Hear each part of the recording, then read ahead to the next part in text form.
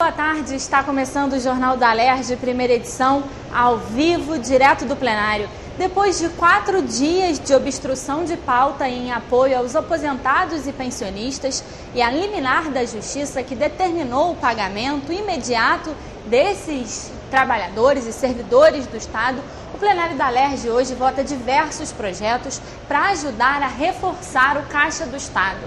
2 projetos do deputado Luiz Paulo e da deputada Lucinha podem ajudar o Estado a arrecadar cerca de 100 milhões de reais ainda esse ano.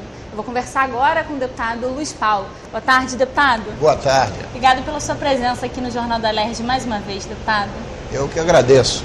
Deputado, tem 3 projetos na pauta hoje do senhor, 2 com a deputada Lucinha, outro com outros deputados e um projeto especificamente só do senhor, que cria um novo fundo suplementar para o Rio Previdência, né, deputado? Como é que vai funcionar esse novo fundo? Olha, como é sabido, né, o Fundo Único do Rio Previdência está com déficit na ordem de 12 bilhões de reais ano. Ele arrecada 5 e gasta 17. Então, qual é a ideia básica? Por exemplo, só na área da saúde tem aproximadamente 3 bilhões de reais em contratação de organizações sociais. Deste valor, 50% praticamente é só em pessoal. Esse pessoal está substituindo mão de obra efetiva do Estado. Servidores públicos, Servidores públicos. Por via de consequência, servidores que iriam contribuir para o Rio Previdência. Então, qual é a ideia? Que se crie um percentual de 6% em cima da folha de pessoal que entre na fatura e estes 6% seja depositado nesse fundo suplementar, pelo menos um período aí de 5 anos para minorar a crise. Então, por exemplo, se realmente se gasta 3 bilhões de reais por ano com organizações sociais, 50% é 1,5 bilhão, teríamos 90 milhões de reais por ano para suprir o Fundo Único do Rio Previdência. O mesmo raciocínio vale para todos aqueles que existem, que estão nomeados em cargos comissionados de livre nomeação, sem vínculo empregatício, porque esses todos descontam para o INSS. E o patrão teria a obrigação de alocar 6% sobre a remuneração também para o Rio Previdência. E o mesmo raciocínio também para os cargos comissionados de livre nomeação ocupados por funcionários requisitados, que descontam para os seus fundos de origem. Então, visam essas possibilidades fortalecer o caixa do Rio Previdência. Para ficar mais claro para quem está assistindo a gente, né, deputado, qualquer contrato que o Estado fizer com determinada empresa para prestação de serviço ao Estado, incluindo mão de obra, vai passar a ser descontado um percentual que vai suprir os cofres do Rio Previdência, é isso? Exatamente, incidindo, evidentemente, só sobre a mão de obra e contratos que tenham a característica de terceirização, não uma contratação de obra, nem uma contratação de uma prestação de serviço, de reforma, etc, etc. Só no caso de terceirização, né, deputado? Uma outra questão também que pode gerar alguma polêmica é em relação a essa questão dos cargos comissionados, né, deputado? Pode gerar polêmica no sentido que este valor será assumido única e exclusivamente pelo poder que nomeia. Por quê? Só no Executivo hoje, nós temos 9.200 cargos comissionados de livre nomeação ocupados por extraquadro. Se somado todos os poderes, dá mais de 15 mil cargos. Aí o chefe do poder, quando pensar que ele tem que acrescentar mais 6%, ele já não vai querer ter tanto cargo comissionado de livre nomeação. Além de reforçar os cofres do Rio Previdência, em última análise, esse projeto também pode ajudar a aumentar o número de concursados no Estado, né, deputado? E fortalecer aquele que de fato é servidor público. Deputado, vou pedir licença ao senhor um minutinho e nós vamos ao plenário com a repórter Natália Pugliese, que conversa com mais um deputado que tem projeto na ordem do dia de hoje. Boa tarde, Natália. Boa tarde, Natália. Outro projeto na ordem do dia de hoje é o da deputada Tia Ju, em conjunto com outros deputados, que cria um regime de excepcionalidade para os contratos das instituições conveniadas à FIA. A gente vai saber agora com a deputada Tia Ju como é que vai funcionar esse regime de excepcionalidade. Deputada, em que casos as instituições vão ter esses critérios diferenciados? É bem comum a gente ver na hora de cumprir todas as exigências previstas no edital para a celebração dos contratos, as instituições terem dificuldades no cumprimento, na apresentação de toda a documentação no prazo que é previsto. E aí esses repasses, ele fica interrompido, né? E são serviços prestados para a sociedade, a crianças e adolescentes, que não podem ter interrupção de pagamentos, porque eles não podem ser interrompidos. Então, a instituição vai poder recorrer a esse regime de excepcionalidade, pedindo mais um prazo para o cumprimento de todas as exigências do edital, sem interrupção dos serviços. Isso vai ter que comprovar primeiro que os serviços também são serviços que não podem ter interrupção. No caso das crianças portadoras de deficiência, as crianças vítimas, né? Esses serviços não tem como ser interrompido por conta de falta de apresentação de um ou outro documento. Então, esse regime de excepcionalidade vem exatamente para ajudar, ser um facilitador neste momento, para que os serviços de tão importância à sociedade não sejam interrompidos. Então, nesse caso, a contrapartida das instituições para aderirem a esse regime é que os serviços não sejam interrompidos, mesmo diante da dificuldade, não é isso? Exatamente. Tendo alguma dificuldade, o prazo fique muito apertado para o cumprimento total das exigências do edital, sendo aprovado, esperamos que seja aprovado esse projeto de lei, com certeza seja sancionado, as instituições vão poder estar recorrendo a esse regime de excepcionalidade. Obrigada, deputada.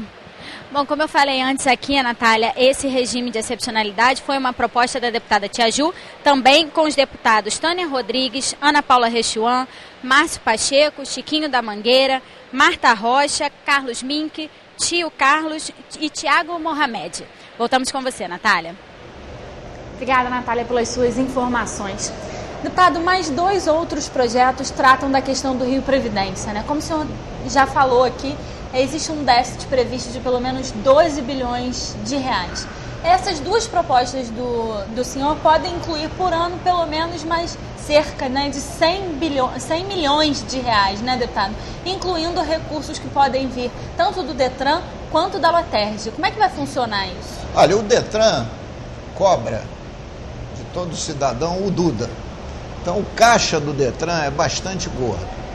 Então, essa arrecadação do Duda é distribuída para diversas áreas do Estado, principalmente a área da segurança pública.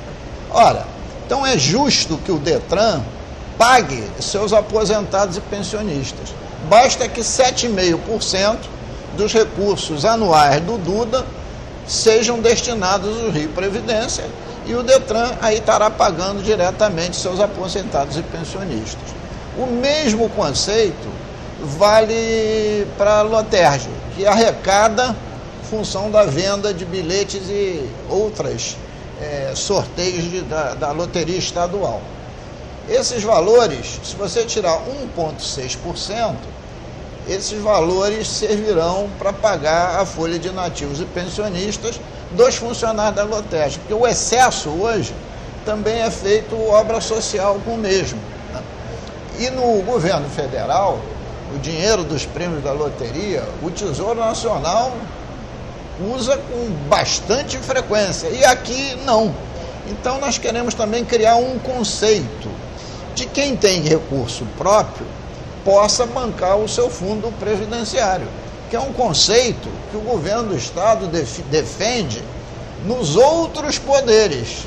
Então vamos ver se ele acata também esse conceito dentro do próprio Executivo. Eu garanto que os funcionários do Detran e da Lotérgia hão de querer esse conceito, até porque se estivesse valendo esse conceito, este atraso não atingiria os mesmos. Essa é uma questão que eu queria tocar com o senhor, né, deputado? Como eu falei na abertura aqui do jornal, a Alerj foi solidária a esses servidores que ficaram sem receber, ainda estão sem receber, né? Os aposentados e pensionistas que ganham acima de 2 milhões. Foram 2 mil reais, desculpe.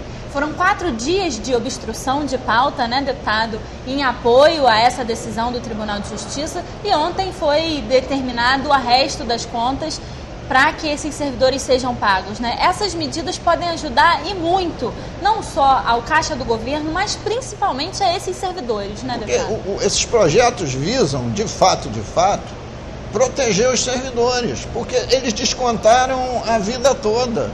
Então, na hora que envelhecem, que mais precisam de recursos, não podem serem tomados de surpresa e não ter dinheiro para pagá-los. Então, aqueles órgãos que têm recursos, é justo que eles paguem as suas folhas de nativos pensionistas e não fique dependente da fonte tesouro.